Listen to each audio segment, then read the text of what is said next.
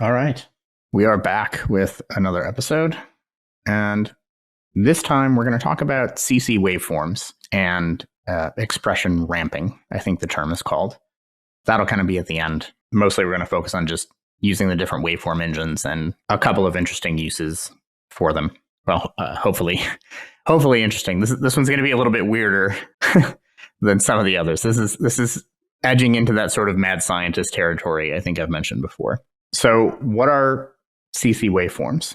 Well, if you go into your Morningstar controller settings, you can see these CC Waveform generator engines. And you can have up to 4 of them configured. I have them configured for a couple different samples here. If you look on the MC8, you'll see that I have a sine wave and then a sawtooth up and the random on A, B, and C. And then on E, I have a ramp, and I'm using engine 4, I think, for that. So I set this up yesterday, and I'm getting back to it today. So I believe that's correct. We'll go through the settings, and we'll make sure that everything looks as it should. And then on the QC, I have a preset for this with kind of 2 different paths. The first one is just sort of a clean, just sort of a clean with a washy reverb on it. And then the lower one is a stereo. You can see 2 amps to everything. And right now there's no width to that stereo. It's just a crunchy crunch tone. This is definitely not tone hunting territory. I just threw these together. But we're going to play with those two different pieces for different parts of the waveforms. And trying to have to make a note here. I've avoided playing in most of these videos because if you could see the mic stand and light stand setup that I have around this desk to try and get these things filmed without a bunch of glare, and somewhat reasonably well lit. Like if I turn in my chair 3 degrees with this guitar neck, this whole thing's going to come tumbling down. It's all going to come crashing down on my head.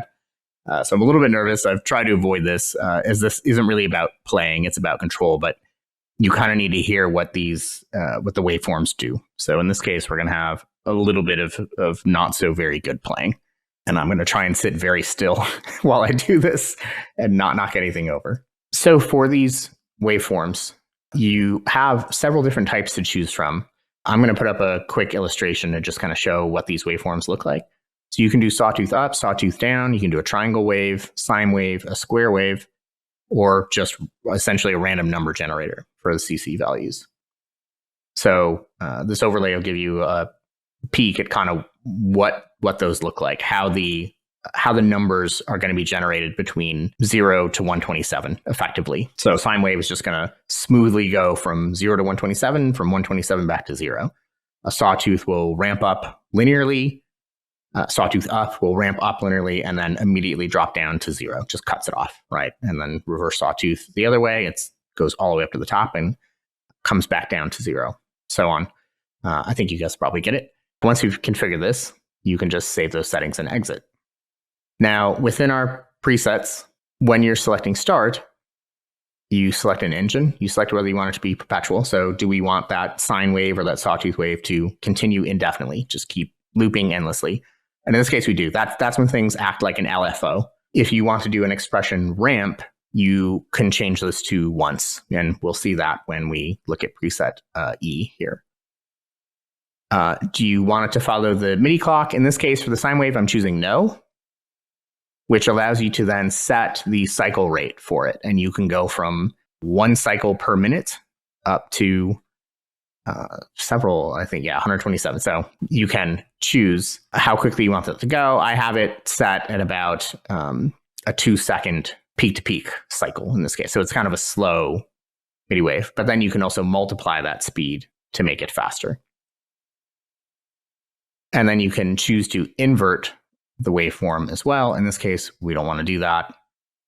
And then finally, you get to which CC you actually want to send this on and which MIDI channel.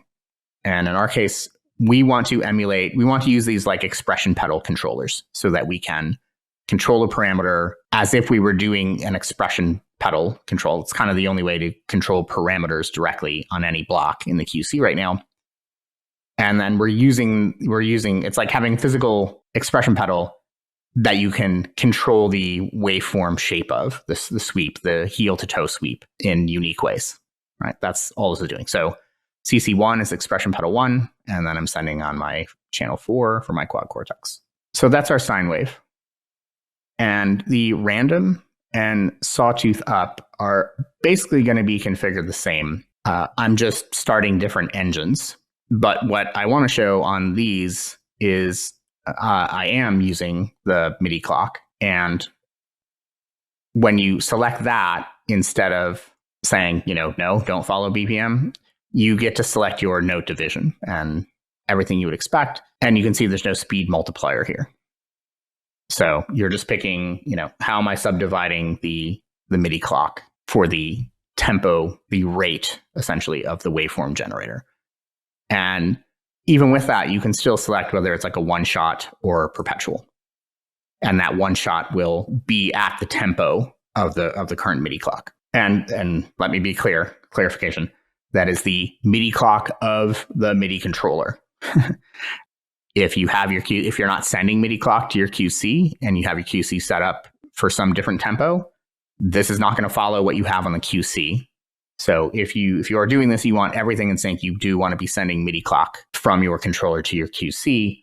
But regardless of that, these waveform engines will always follow. You can see we've got our 82 BPM here, a fairly slow tempo configured on the MC8.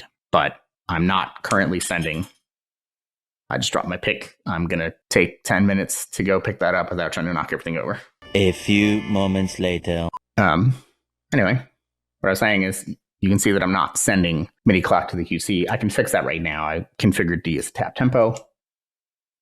If I hit that, you can see now I'm sending our light color changed. If you watch the last video, you know what this means. So now that these are in sync, that doesn't really matter for what I'm going to show you today because I'm just controlling everything from the MC8. But a good piece of information to know if you're going to do this. And you want everything, if you have other effects, like if you were tying delays to this that were just controlled in the QC and you want everything to be in time, you need to drive it from your MIDI controller. Okay, beat that point to death. The reason I have all these other stops, and you can see that one of these is position 2 for a toggle mode, and it's engine 2. So I can click this to turn on and off the engine I'm controlling. But if I had another engine running, like if I was running the sine wave, and I wanted to switch over to the random, which is what we're on now, I want to stop whatever else was running, whatever other engines were running. And so this is why in both positions, I'm just saying stop whatever else is running, just so I have a way to control that. I'd probably program this a little bit differently with a little more time. I think you could do it a little more elegantly. But for now, these commands are added. You probably don't need to worry about these. It's only because I'm trying to run so many things at the same time that I was getting in trouble where multiple engines were running and sending expression pedal messages, and the QC was getting very confused. So this is more of a safety valve than something you need to worry about. So let's look at our saw up. You can see these are really just copy paste, but in this case, I'm running engine 3. I'm saying, match it to the BPM. Don't invert it, and use quarter notes. I want one pulse per beat, and that's it. We'll get to the ramping bit a bit later. So once you've set up your engines in the controller settings, this is how you enable them. This is how you start and stop them. Again, any action that's available. You want to do this, you want to do it a long press, you want to do whatever. You have a lot of flexibility for how you trigger these things, and you can set your tempo again per the last video. You can change your MIDI clock tempo on here on the MC8 with any of these commands as well. So you could long press, ramp up, ramp down. So you can do some cool things to alter the pulse of this. But all of this is hard to explain without an example. So let's look at an example. And we're going to focus on this sawtooth up on this preset C for this. So we're in scene A, which is our sort of clean, washy.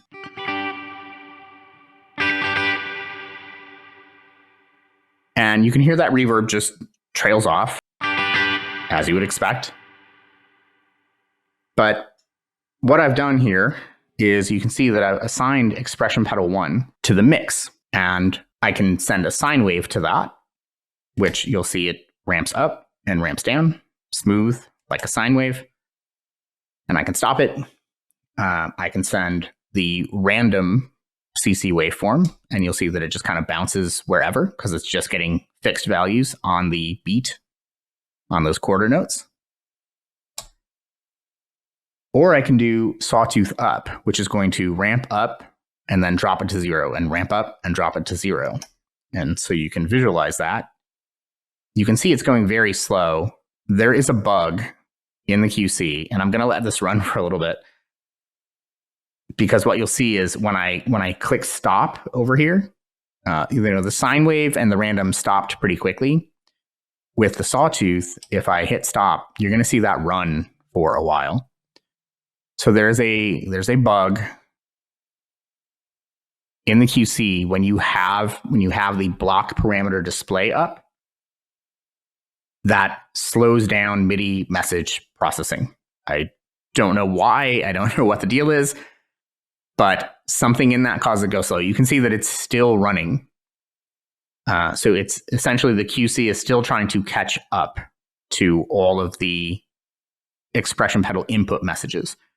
Now, when I turn this off, it won't have this problem. And in fact, there's a quirk, which I will show you a little bit later on, where if you have this up and you're sending, when you're testing these waveforms, if you want to make sure the block is receiving, when you close this, it will play much faster. It'll play at like double time. And now it finally just stopped. So it finally just caught up. But when this block parameter display is gone, that won't happen. So don't get freaked out if you see it here. It's a quirk, it's a bug, it's whatever you want to call it.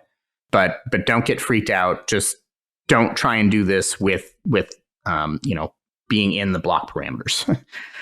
Because it will be slower than you expect. So I'm controlling the mix. Well, like why? What is that going to sound like? Why would I use a sawtooth up for that? Well, sawtooth up will kind of act almost like a ducking compressor on like the kick drum. You can think of like if you were ducking out the reverb. So it's going to like ramp up and then immediately drop down. If you think of that as like a kick drum hit would duck the compressor from the side chain. And then it's going to come back in.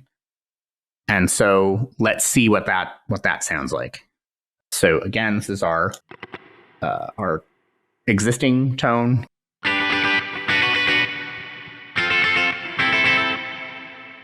Right, that's our existing tone. Now I'm going to turn the sawtooth on. Sawtooth waveform generator. And what you'll hear is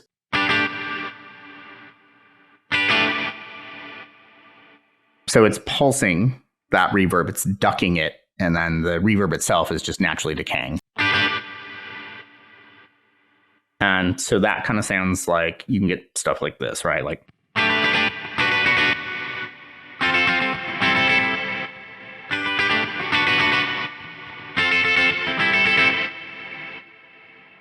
which is kind of cool. That's like an interesting effect. You can get sort of this pulsing wave underneath. So like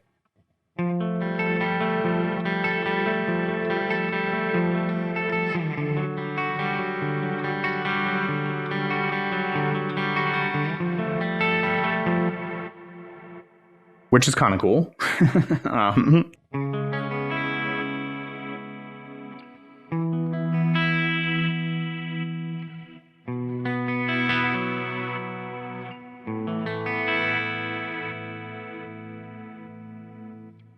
Yeah.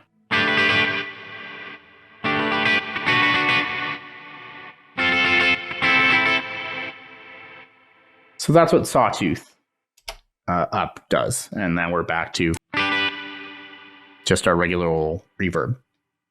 You can, I'm not going to call it reverse reverb, but you can get something similar to that. You can play with this and kind of get something along those lines. And that's why this is useful. If I do the sine wave, it's just going to come in and out. The mix is just going to come in and out. So it's still that pulsing. You can hear it.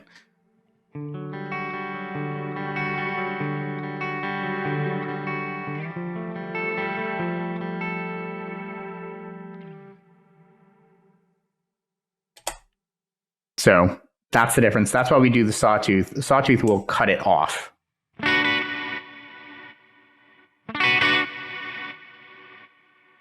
And I don't have it going fully down. Like, I'm not trying to make it totally silent. If we look at the expression pedal assignment, if I can press this, I'm at a really weird angle.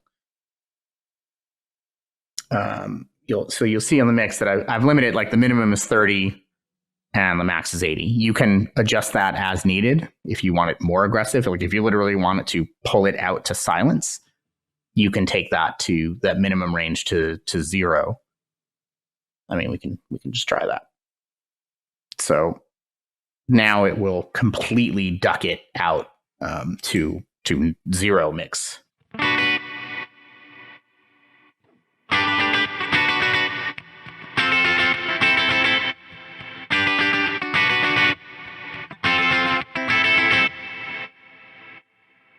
I like having it a little bit in, but you get the idea. That's the effect. So with this CC Waveform engine acting as like an LFO, you can start to do things like that. And what might another use for that be? Well, sometimes we want to introduce some variability, let's say, into more than one parameter. So if we switch over to our other preset, our stereo crunch here. Every time I hear that, it's like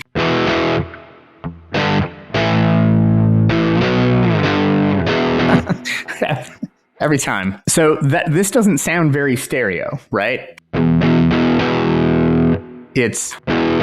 I have my split coming in, and I have my cab blocks panned hard left and hard right. You can see hard left, hard right on the pans. But there's not a lot of depth to that. I have the amps set up a little bit differently, and I have the cabs set up a little bit differently, and I have different reverbs. But there's not a lot of width to that. So how do we get width on this? Well, typically we put a delay in there.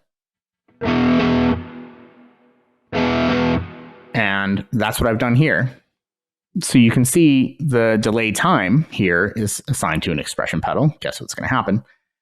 We're going to vary that. We're going to make it dynamic. But just to get that width, we do this. And then we typically do a little bit of a detune. I have this in the wrong place, I've just realized, because I was futzing around with some other stuff. So I'm going to move this to where it should be. But what you'll see is that I have the pitch fine. So this is our like detune you'll hear. So to get that stereo spread, you usually just affect the pitch a little bit, a couple of cents, and then a short delay, 7 milliseconds, 14, 15 milliseconds, whatever it may be. So you can see that I've assigned both of those to expression 1. So this actually needs to be down here. So that only that one path, only this path is detuned and delayed. And that versus this, right, that sounds very mono, despite them being panned. This sounds a lot wider. With the CC waveform generators, we can affect this and make it a little bit dynamic. And this isn't exactly, I'm certainly not making this claim, it's not exactly what like a Mimiq pedal does. But one of the aspects of that is that there is some variability when you play. It's not just this fixed detune and a fixed delay. It varies those parameters. And so I have this nice slow sort of sine wave, and I'm going to kick that in, and hopefully this works. You should hear sort of some variation. You almost hear some beating, like a slightly out of tune, right? Which is what it's doing. It's slightly detuning, and it's varying that. So things will go in and out as you play.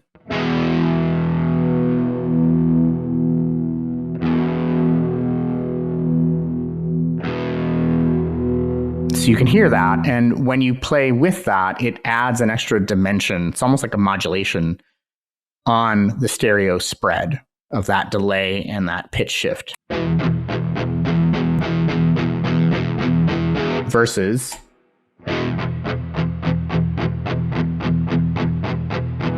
that still sounds wide, but this is a bit more dynamic.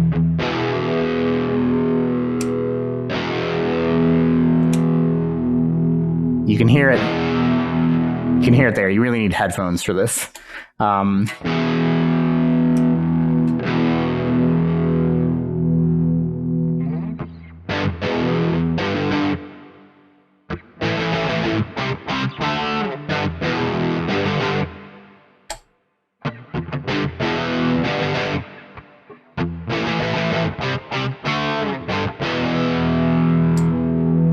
There you can hear it. You can hear it widen out even more.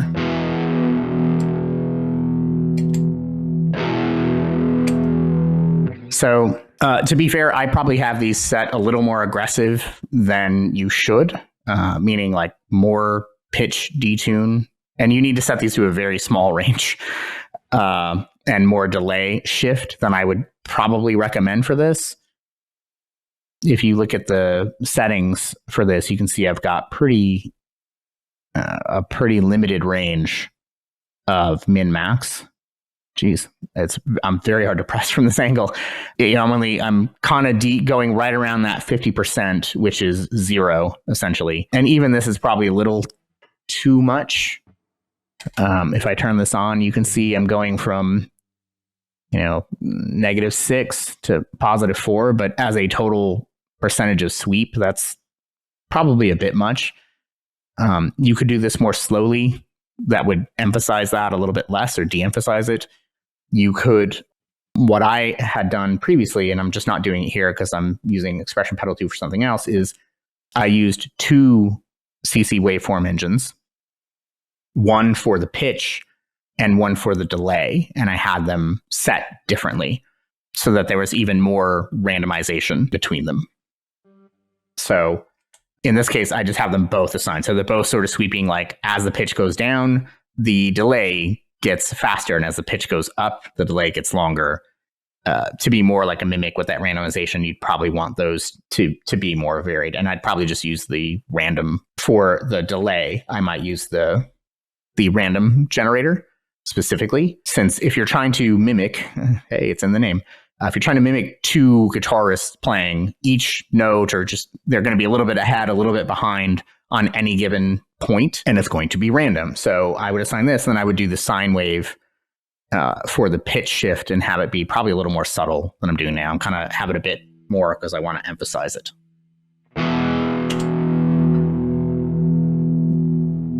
But you can hear how it just widens things and just makes it a little bit more dynamic. So it's definitely not a Mimiq pedal by any stretch, but that's kind of the idea, is you can play with it and get a little more modulation in ways that you can't currently on the QC by using these as like an LFO to drive parameters. So next, I wanted to look at doing something a little more aggressive with pitch. And so you can see here, I've added another pitch shifter, but this time I'm controlling the pitch coarse. And it's already it's already 2 semitones up because this is left over from whatever value was last sent. And then I have just an EQ on here, and yeah, I could have used anything. I'm just controlling the low pass. So if I turn our sine wave generator on, you can see that I'm changing our low pass to kind of do like a lo-fi effect. And I'm ramping up our pitch to an octave up. So what does that sound like? It sounds like that.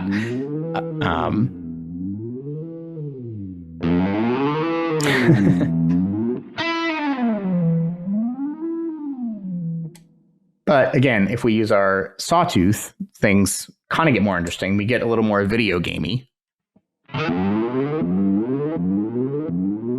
And you can hear that low pass filter on the decay of this. There. It almost gets sort of synth-like as it sweeps up.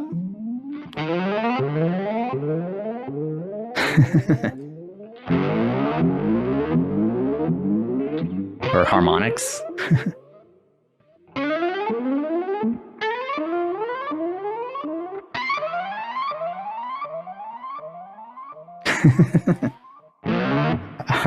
You can do random here, but it's not super exciting. But I can make it more exciting.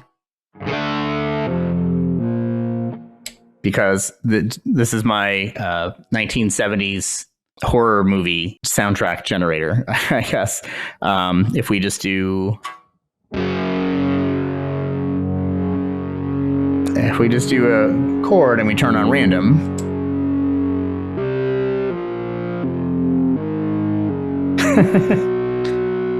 and then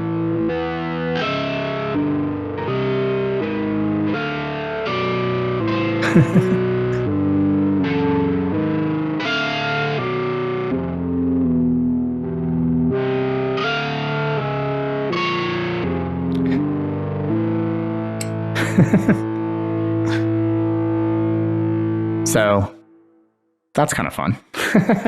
I don't know what movie that reminds me of, a movie, and I can't think of it. I almost want to say Suspiria, but I don't know that that's right. But you can do fun stuff like that. And then, so those are Waveform Engines on Perpetual. But what if we just want to do a single ramp? For that, I think I can still use this. I've added a gain block here. If I hit E, I'll just hit a chord and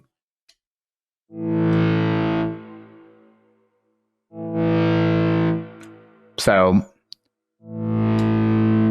let's look at how preset E is set up. So if we look at preset E, it's basically just the same, but you can see I don't have toggle mode on. I'm just using a press and release. So I have a momentary. That makes this into a momentary switch. And I'm using Engine 4, which is a sawtooth up. So again, it's going to ramp up. But instead of having it be perpetual, I just have it as once only. So it literally runs to the peak of the sawtooth and stops. It never does the drop at the end. And that's what lets it ramp in.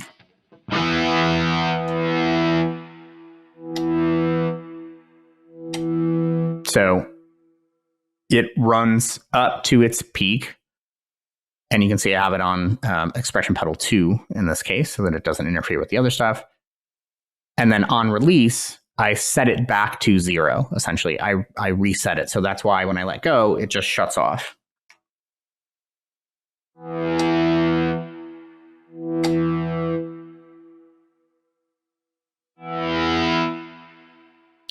And I can use that in conjunction, with our other.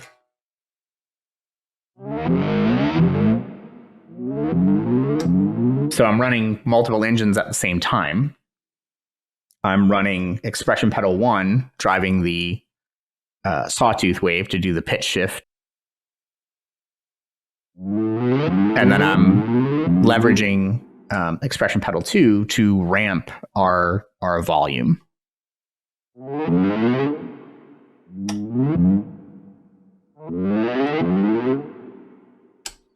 And that's it. And I can do the same trick with the horror movie soundtrack. I can turn on our random, but then I can bring it in or take it out.